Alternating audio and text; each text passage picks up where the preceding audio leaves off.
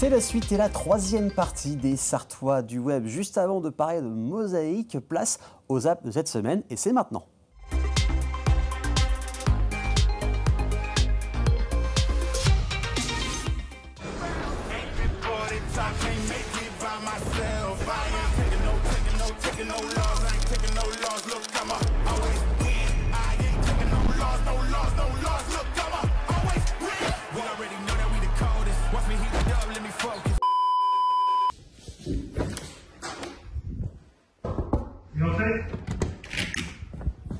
Ça, Max, j'ai une idée, il faut que je t'en parle. Tu me demandes souvent comment on fait pour avoir le million d'abonnés. Il faut vraiment qu'on fasse du vlog, c'est vraiment le format où les gens s'immiscent un peu dans notre vie.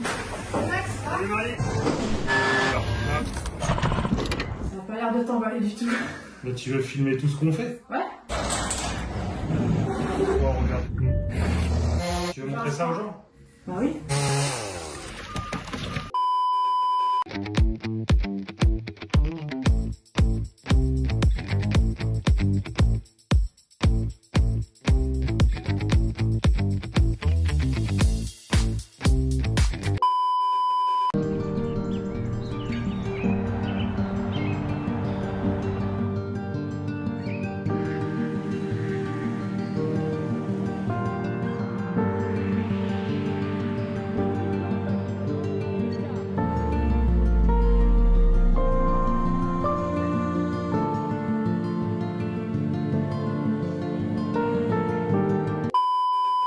Il y a plein de choses en amont et les gens, eux, ils viennent, ils s'installent, ils profitent.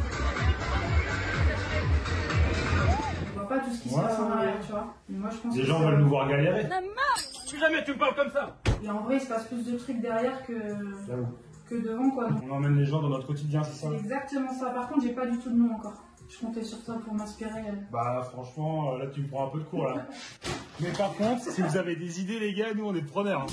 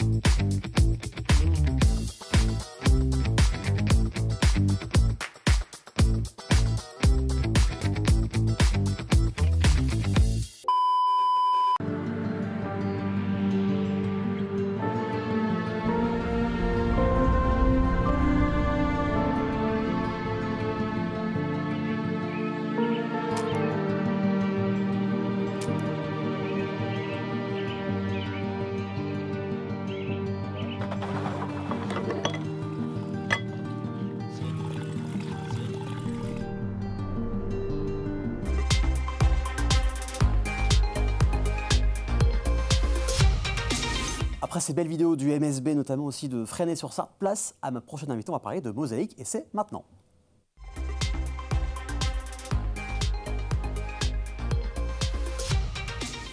C'est une première dans l'émission en 5 ans d'existence. On va parler de Mosaïque avec une artiste, une créatrice passionnée basée à Sablé-sur-Sarthe. C'est Céline Loury. Bonjour Céline, bienvenue. Bonjour. Ça va bien? Oui, ça va très bien. Donc merci de m'avoir contacté, parce que c'est toi qui m'as contacté pour parler de Mosaïque, ton créatrice, animatrice d'atelier aussi depuis le mois dernier, c'est ça, si j'ai cru revoir dans la presse. Donc c'est tout récent. Juste avant de parler de ce que tu proposes, de ce qu'on peut voir sur aussi ton site et ta page Instagram, comment c'est venu à toi la Mosaïque? C'est quoi ton parcours pour en arriver jusqu'à là? Alors moi j'ai commencé au lycée, j'ai fait un bac art plastique et j'avais découvert les jardins en mosaïque de Niki de Saint-Phal, donc il y a le jardin des Tarots en Italie. Très bien. Et aussi elle s'était inspirée de Gaudi, le parc Güell à Barcelone. Et donc moi je m'étais toujours dit un jour je ferai de la mosaïque dans mon jardin.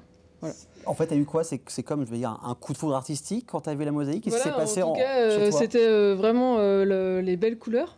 Mmh. Donc c'est ça qui m'avait tout de suite plu. D'accord. Et puis le fait que ce soit durable en extérieur, que ça dure dans le temps, et que c'est aussi un art qui existe depuis l'Antiquité. Oui, qu'on peut moderniser avec les couleurs, Voilà, avec les dessins aussi, ça. C'est ça.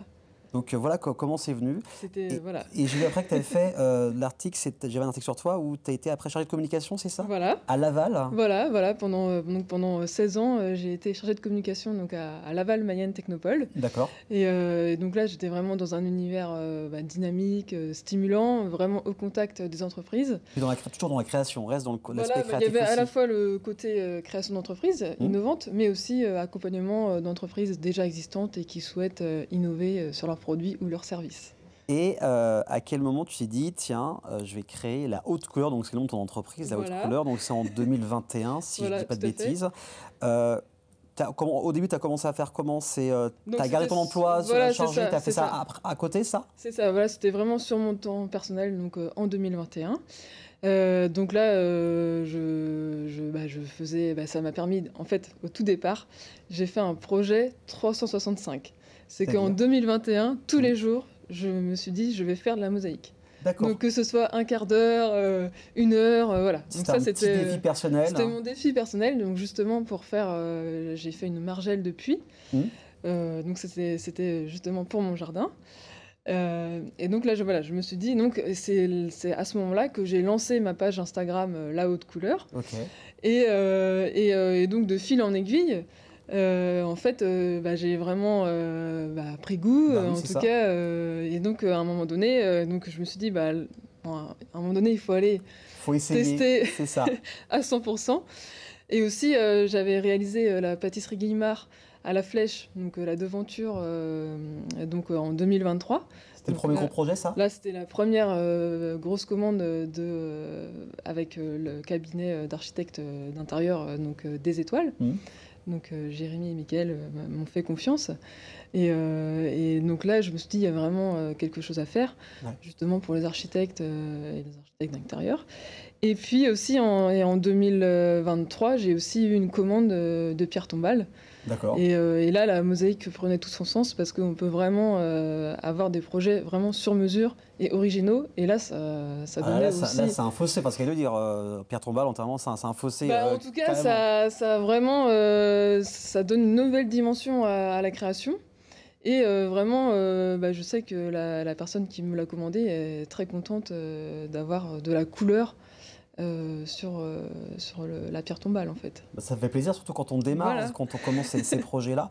Est-ce qu'à un moment donné, comme quand on se lance, on a souvent ce fameux syndrome de l'imposteur, est-ce que tu l'as ressenti, ce syndrome-là, où tu t'es tout de suite sorti à ta place, tout de suite sorti légitime, ou il y a dû y avoir un travail sur soi-même à faire En tout cas, alors, oui, après, il n'y a pas forcément un syndrome de l'imposteur, mais il y a aussi le fait que moi, comme j'ai démarré en autodidacte, donc en fait, je fais des stages avec des mosaïstes professionnels. D'accord. Et donc là, je gagne en légitimité, en crédibilité. Donc c'est surtout comme ça que je fais. Donc non, ça va. Il n'y a pas eu beaucoup. C'est vrai que ça peut freiner, et ça peut, à cause de ce syndrome-là, on peut s'empêcher de faire des choses, mais ce n'est pas ton cas. Quand tu crées une mosaïque, imaginons que le projet, tu en as parlé avec les clients. Comment on crée une mosaïque? Quelles sont les différentes étapes? Pour l'architecture d'intérieur, comment tu as fait cette mosaïque, cette devanture? C'est quoi les différents paliers, les étapes de création? Alors en fait, par exemple pour le projet de la boutique de la pâtisserie Guillemard, donc là il y avait une identité visuelle qui avait déjà été déterminée par une agence de communication. D'accord. Et donc moi j'ai répondu, donc ils avaient déjà fait le dessin, et donc avec les architectes on avait choisi les matières. Okay. Donc ce sont principalement des émaux de Briard et quelques pâtes de verre italiennes. Et ensuite, donc après, moi je suis le dessin, et en fait il faut veiller à ce que ce soit harmonieux. Évidemment. Et que la taille des tesselles corresponde justement au dessin. On peut vraiment faire ce que l'on veut. Donc là, dans ce cas-là, j'ai répondu à un dessin précis, mais aussi je peux aussi, s'il faut, créer un dessin... faire de la création à 100%. Et c'est là où j'imagine que quand on a été chargé de communication pendant plus de 15 ans, c'est utile. Voilà, mais ça sert beaucoup. Tout à fait, parce que moi, je maîtrise les logiciels de création graphique. Oui. Donc comme ça, c'est un avantage. C'est un mot plus, c'est clair. C'est un avantage aussi parce que quand on est chef d'entreprise, il faut savoir communiquer et vendre. Il faut faire plein de choses, évidemment. Donc là, ce qui est bien, c'est aussi que moi, ma page Instagram, elle était déjà existante. Oui. comme j'ai déjà des projets à montrer. Donc c'est beaucoup plus facile d'avoir des choses à montrer parce qu'en fait la mosaïque ça se regarde. Ah bah c'est visuel, ça fait un vrai portfolio. C'est très visuel, voilà. Donc il faut vraiment avoir des choses à montrer, c'est important. Donc j'imagine que ces projets-là que tu nous as parlé, ça fait partie des projets qui t'ont marqué ou il y a d'autres choses qui t'ont marqué depuis que tu t'es lancé à ton compte? Donc là, en ce moment, je réalise une fresque de jardin. D'accord. Donc là, c'est une fresque qui fera 1,60 m sur 1 m, donc c'est assez conséquent. Et là c'est un dessin qui a été créé de toutes pièces en accord avec la cliente. Donc là, c'était des échanges. Et donc, ça, c'est super, les projets aussi comme ça, parce qu'on répond vraiment à la demande. Voilà. Et puis, ça va vraiment habiller le jardin. C'est vraiment super. Et aussi, c'est très, très coloré. Et vraiment, je suis convaincue que regarder des choses colorées, ça apporte de la joie. Pour le moral, voilà, on voit avec le soleil. Hein. Vraiment, avec le soleil, quand il fait beau, en ça. général, on a beaucoup de meilleur caractère que quand on a un temps pourri. Quoi. Par exemple, ce projet-là, qui est assez conséquent, ça met combien de temps en moyenne? Est-ce qu'on peut prévoir, est-ce qu'on peut quantifier la durée? Donc en fait, la durée, elle se quantifie surtout au niveau de détail, en fait. Parce que selon les projets, selon les budgets aussi. Évidemment. Donc moi, je m'adapte. Donc justement, si c'est quelqu'un qui veut quelque chose de très détaillé, donc là, forcément, ça va mettre plus de temps. Alors que, par exemple, j'avais fait un seuil d'entrée qui est un peu plus simple, avec des lignes simples. Donc là, forcément, ça va être moins élevé en budget parce qu'il y aura moins de temps. Évidemment, en fait, ça dépend du détail en fait. Voilà, ça dépend du détail et aussi des matériaux. Parce qu'on peut partir sur des pâtes de verre espagnoles, par exemple, qui vont être un peu moins onéreuses que les émaux de Venise, par exemple. Donc là, ce sont vraiment des pâtes de verre de Murano. Et donc là, forcément, on est sur une gamme plus élevée. On parle de Murano, donc ça reste quand même un peu la capitale du verre. Donc je disais tout à l'heure en introduction, depuis le mois dernier, en avril, tu as commencé à faire des ateliers. Donc à Sablé-sur-Sarthe, toi tu es situé à Sablé-sur-Sarthe. Voilà. Ces ateliers, comment ça se passe? Avec quoi ressortent les personnes qui participent à ça? Donc là, à Sablé, avec la microfolie, notamment, donc là, c'était un atelier découverte de la mosaïque. Et là, il fallait faire une œuvre collective. Ok, d'accord. Donc là, les gens ne repartaient pas avec quelque chose, mais c'était vraiment de réinterpréter une œuvre de Claude Monet, donc Les Coquelicots. Okay. Et donc c'était super parce que on a l'impression que c'est un peu une grande œuvre. C'est ça. Grâce à moi, chacun a mis sa petite patte. Et finalement, le résultat final est très bien. Donc on peut le voir où ce projet? Donc là, il sera visible à partir du 17 mai à la Microfolie de Sablé-sur-Sarthe à l'occasion des Nuits européennes des musées. Donc, j'imagine qu'on pourra voir ça sur ta page Instagram. Oui, voilà. C'est ça. De toute façon, voilà. Vous pouvez la suivre sur Instagram. Il y a aussi un site internet où vous pouvez la contacter, la suivre pour les différents projets. Il y a d'autres ateliers, des projets qui vont arriver d'ici les prochains mois? Donc là, j'ai fait aussi la semaine dernière un atelier dans une école. D'accord. Donc là, c'était aussi une fresque collective qui sera visible dans l'école prochainement. Donc, parce que là, il faut que je la finalise. Hein, évidemment. On n'a pas tout finalisé, mais... Et après, je pense qu'il y aura d'autres commandes. De toute façon, on peut te contacter. Voilà, c'est ça. Voilà, si la mosaïque vous intéresse, vous allez directement sur la page Instagram de Céline, sur le site internet, et on trouve plein de choses que tu as fait, que tu fais de tes différents projets. En tout cas, il ne faut pas hésiter à la contacter. Et puis, réactive en tout cas. Je peux vous assurer qu'elle est réactive en mail et en message, rassurez-vous. Merci beaucoup Céline de nous avoir parlé de ta passion de la mosaïque et aussi de certaines de tes œuvres. Dans quelques instants, c'est-à-dire la dernière partie de l'émission, on parlera de l'immobilier et du marché de l'immobilier dans le Sud-Sarthe, Montbal-sur-Loire en passant par le Lude ou même Écomois jusqu'à Verneuil-le-Chétif. On en parle avec Paul et Théo. À tout de suite sur LMTV Sarthe.